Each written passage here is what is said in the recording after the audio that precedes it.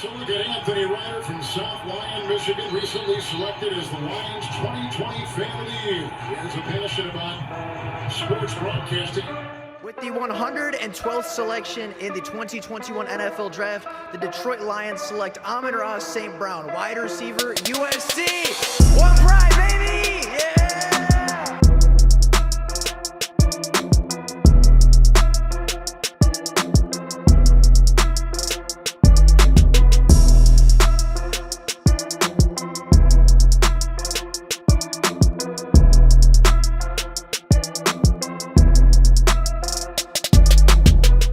What's going on, everybody? Welcome back to another Detroit Lions video. Now, the NFL has been heavily impacted by the COVID-19 virus over the past couple of days, and in a week where NFL teams have had to place over 100 different NFL players and coaches on the COVID-19 reserve for testing positive, the Detroit Lions are no exception, as the Detroit Lions are also being heavily impacted by the COVID-19 virus and may be more impacted than any other NFL team as of right now. Now, the Detroit Lions have held just 2 full team practices over the past 14 days, and a lot of that has had to do with, one, the COVID outbreak in the building and the COVID outbreak throughout the entirety of the NFL, but also with the flu outbreak that the Detroit Lions had just a week ago. So they go from this flu outbreak where, everybody's sick, nobody can really perform at their best, and they are trying to do their best to quarantine players and keep players separated so that the flu doesn't spread throughout the building. And then the next week they have COVID spread throughout the building. They have over 9 players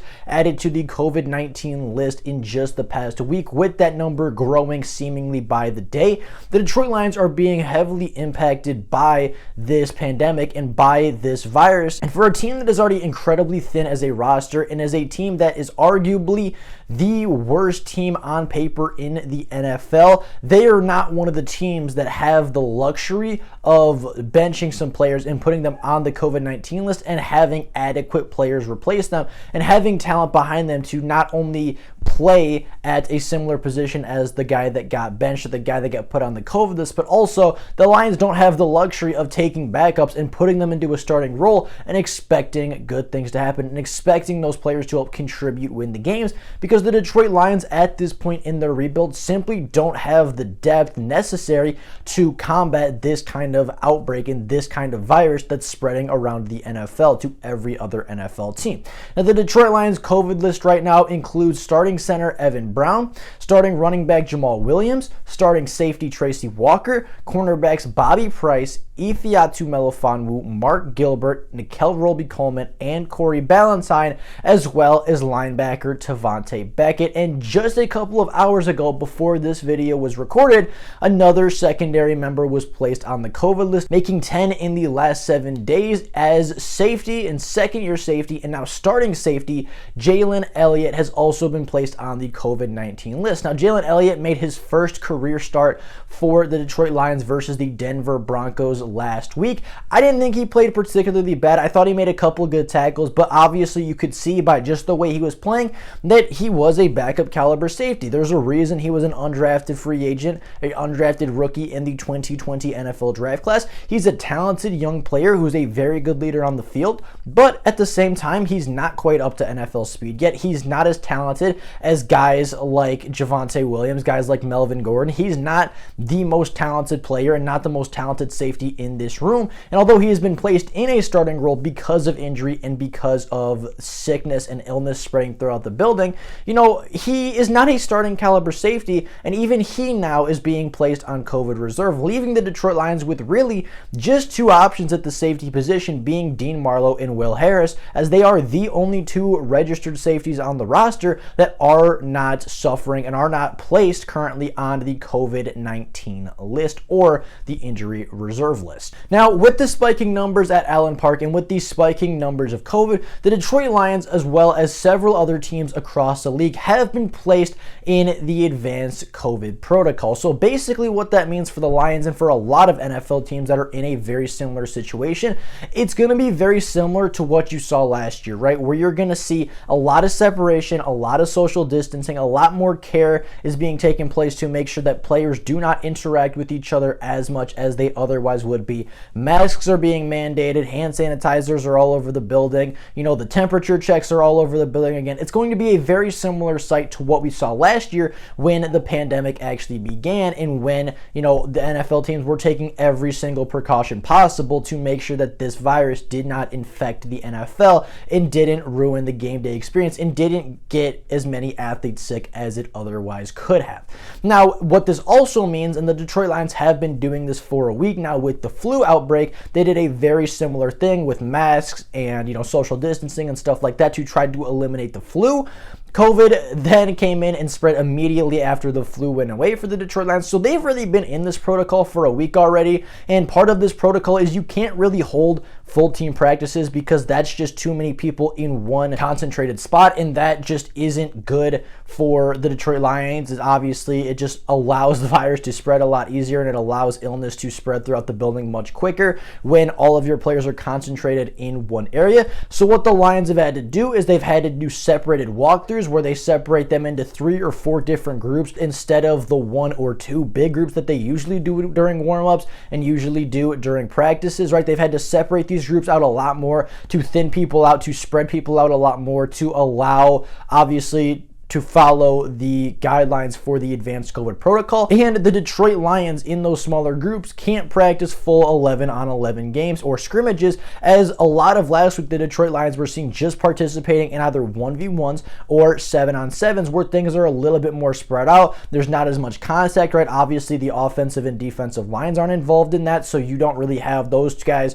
coming close together and having that opportunity for them to catch a virus or for them to catch an illness. And I mean, we all kind of saw how the Detroit Lions turned out last week, right? They went into the Denver Broncos game with a lot of players on the COVID list, with 3 players being added just the day before to the COVID reserve list, being Jamal Williams, Tracy Walker, and 1 other player. You look at last week and you're going to say, okay, well, the Lions were severely undermanned. They lost a lot of players to COVID and they just weren't talented or deep enough in their positional groups to compete with a 500 team like the Denver Broncos, who, realistically does have a chance at the AFC wildcard this year. Are they a Super Bowl contender?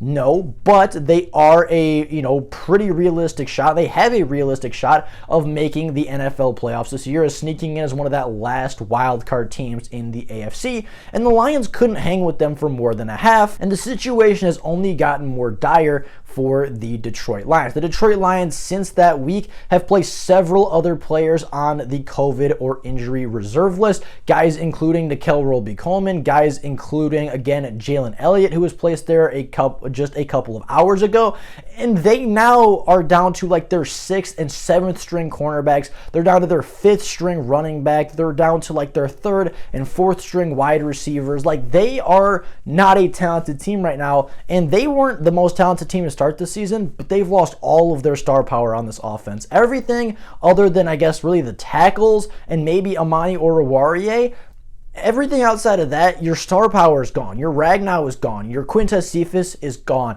Your DeAndre Swift, your TJ Hawkinsons are gone, and they are done for the season, right? This Detroit Lions team is just continuing to get hit over and over and over again. And even though they're a team that's already at the bottom of the NFL, even though they're pretty much at the bottom of the barrel right now, scraping for any amount of talent that they can find, they just keep getting hit repeatedly and repeatedly, right? TJ Hawkinson was ruled out for the season. Yesterday, Jalen Elliott, a starter now, was placed on the COVID reserve list. And Dan Campbell came out a little bit ago and said, we don't expect to get any of these players back anytime soon.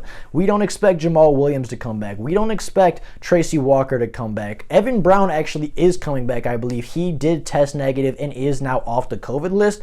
But other than Evan Brown, the Lions aren't expecting to get a lot of that talent back off the COVID list for at least another week.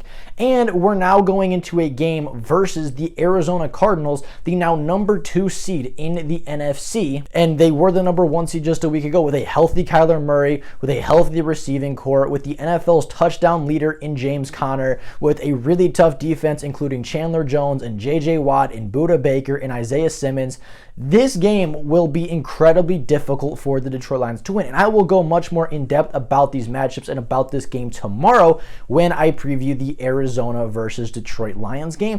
But all you have to really know right now is that the Detroit Lions are expected to field tomorrow's game with borderline right around 40 players. So they are expected to miss over 20% of their roster because of COVID and injuries. Again, they are a significantly less talented team than the Arizona Cardinals, even when they are fully healthy. And right now, they're expected to field roughly about 40 players for Sunday's football game. Now, with all the injuries and with all the COVID list stuff going on, the Detroit Lions have made a couple of signings. They signed 2 players, 2 defensive backs to the practice squad to replace guys like Nickell Roby-Coleman and Corey Ballantyne, who again are on the COVID list and have tested positive for COVID-19.